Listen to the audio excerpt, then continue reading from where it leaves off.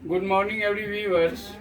Today we are going to study on the topics of evolution of democracy, which related to civics and standard 7th.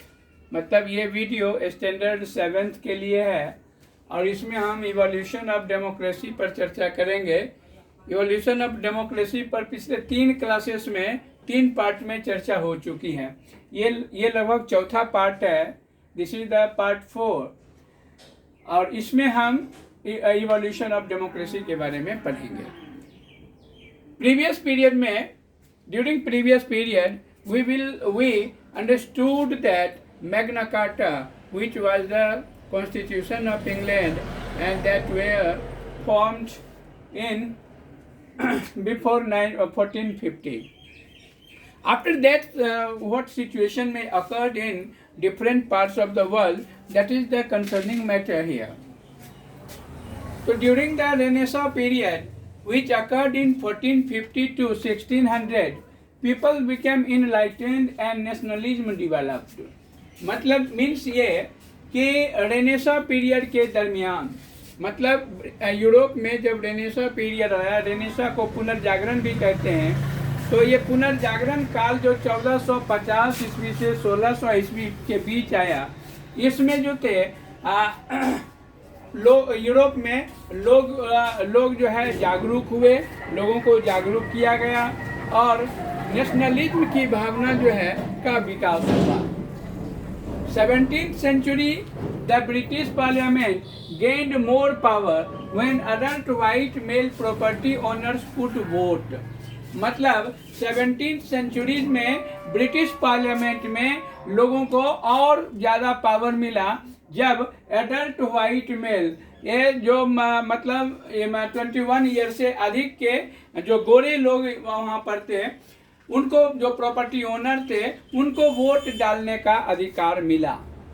While इनस्लेव्ड African, वहीं दूसरी ओर जबकि वहाँ पर जो African दास थे, जो काले लोग थे या महिलाएं जो थी, वे are not allowed to cast vote in Britain. तो ब्रिटेन में इन महिलाओं, अफ्रीकी दासों और काले लोगों को वोट देने का कोई भी अधिकार नहीं दिया गया। And other British colonies across the world, यहाँ तक कि ब्रिटेन का कॉलोनीज पूरी दुनिया में जहाँ जहाँ भी था वहाँ पर भी सिर्फ गोरे लोगों को वोट देने का अधिकार दिया गया। वो भी प्रॉपर्टी ओनर्स यदि थे, उनके पास संपत्ति था, तो अमीर लोगों को, मेनली ये समझा जाए कि अमीर लोगों को, अमीर और गोरे लोगों को वोट देने का अधिकार इंग्लैंड में के पार्लियामेंट में मिला। उसके बाद इंग्लैंड का जहाँ जहाँ भी, ब्रिटेन का जहाँ जहाँ भी कॉलोनीज थी, जहाँ जहाँ पर भी उसका आधिपत्य था, वहाँ पर भी मतलब इन काले लोगों को, इन अफ्रीकन लोगों को, महिलाओं को वोट देने का कोई अधिकार नहीं था, नहीं दिया गया। फिर 4th of July 1776, मतलब 4 जुलाई 1776 ईस्वी में, when America claimed independence from Britain, मतलब पहले तो अमेरिका भी, यूएसए जिसे आज कहते हैं यूनाइटेड स्टेट्स ऑफ अमेरिका, यह भी पहले ब्रिटेन का कॉलोनी था, ब्रिटेन का उपनिवेश था, ब्रिटेन उस पर राज करता था। तो 4 जुलाई को 1776 ईस्वी को अमेरिका ब्रिटेन से, ब्रिटिश का, अंग्रेज लोगों से आज़ाद हुआ। The constitution of United States came to force in 1789। तो 1789 में जो है यूएस का, means United States of America का संविधान जो है वो इन्फोर्समेंट हुआ, वो लागू हुआ by providing for unelected government. अब वहाँ पर वो जो संविधान जब लागू हुआ तो संविधान में ऐसी गवर्नमेंट की बात की गई जो इलेक्टेड हो, जो जनरल पीपल के द्वारा इलेक्टेड गवर्नमेंट हो, ठीक है। उसके बाद after that 1791 the state of Virginia ratified first 10 amendment in USA Constitution which considered as a Bill of Right। मतलब 1791 ईस्वी में यूएस का ही एक स्टेट था वर्जीनिया, जहां पहली बार कानून में 10 संशोधन किए गए। अमेंडमेंट मीन संशोधन करना। ये तो 10 संशोधन, 10 चेंजेज हुए यूनाइटेड स्टेट्स के कॉन्स्टिट्यूशन में, जिसे बिल ऑफ राइट कहा गया, जिसे बिल ऑफ राइट कहा गया। इट ग्रांटेड, अब ये बिल ऑफ राइट के तहत क्या क्या ग्रांट किया गया, क्या क्या लोगों को दिया गया अधिकार, तो इट ग्रांटेड राइट इंक्लूडिंग, अब ये जो 10 जो अमेंडमेंट हुए तो उसमें से कॉन्स्टिट्यूशन ने एक दिया फ्रीडम ऑफ रिलीजन। तो ये जो 10 जो सुधार हुआ इसमें से एक सुधार इस पर था, फ्रीडम ऑफ रिलीजन, मतलब धार्मिक स्वतंत्रता का अधिकार। लोगों को मतलब किसी भी धर्म को अपनाने, उसका प्रचार प्रसार करने, मानने, पूजा करने का अधिकार मिला। फिर है स्पीच, रिलीजन का भी और स्पीच का भी, मतलब बोलने की आज़ादी भी लोगों को मिली कि आप किसी भी गवर्निंग मैटर पर, गवर्निंग इश्यूज पर वे बोल सकते थे। फिर प्रेस को, फिर आप प्रेस फ्री, मतलब अब जो है प्रेस पहले गवर्नमेंट या राजा के अधीन हुआ करता था, अब प्रेस जो है वो फ्री हो गया, ठीक है। एंड फ्री असेंबली, और असेंबली को भी सारे बाउंडेशन से, सारे लिमिट से फ्री कर दिया गया।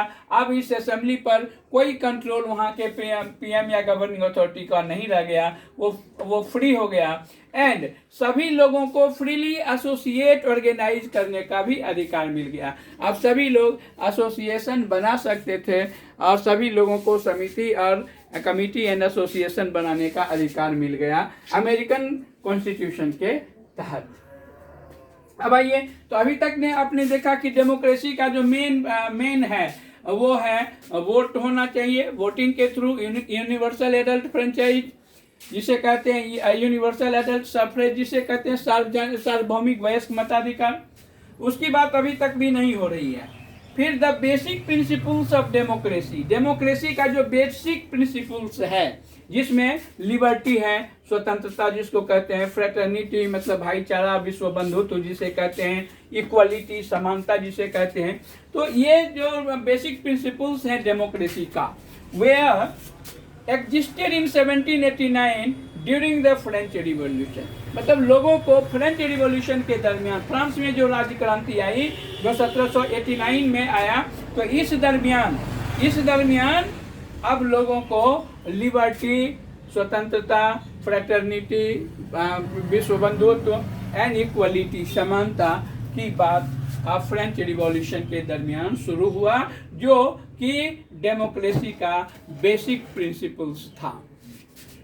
आफ्टर दैट, उसके बाद New Zealand become the first nation to achieve universal adult suffrage. New Zealand दुनिया का पहला ऐसा देश बना जिसने पहले बार ये अचीव किया कि वहां पर सार्वभौमिक वयस्क मताधिकार मिला, मतलब सभी लोगों को बिना कोई जाति, धर्म या किसी भी रंग के आधार पर भेदभाव किए उसे वोट देने का अधिकार की प्राप्ति सबसे पहले दुनिया में न्यूजीलैंड को ही मिला। इन द 20th सेंचुरी, फिर 20वीं शताब्दी में, many countries gain freedom from Europeans. अब मतलब 20वीं शताब्दी तक आते आते दुनिया में बहुत सारे देश ऐसे थे जो अंग्रेजों का, फ्रेंच लोगों का या डच का या अदर यूरोपियन कंट्रीज का उपनिवेश था, गुलाम था। तो 20वीं शताब्दी तक आते आते बहुत सारे गुलाम देश, जिसमें हमारा देश भारत भी अंग्रेजों का गुलाम था, तो बहुत सारे गुलाम देश ने आज़ादी हासिल की, गेंड फ्रीडम, आज़ादी हासिल की। एंड डिसाइडेड, और यह निर्णय लिया कि to opt for democratic form of government, और यह डिसाइड किया कि हम सभी डेमोक्रेटिक गवर्नमेंट को, डेमोक्रेटिक प्रकार का जो गवर्नमेंट है उसे अपनाएंगे। तो इन दिस रिगार्ड, तो इसके बाद हमारा देश इंडिया भी 1947 में आज़ाद हुआ अंग्रेजों से।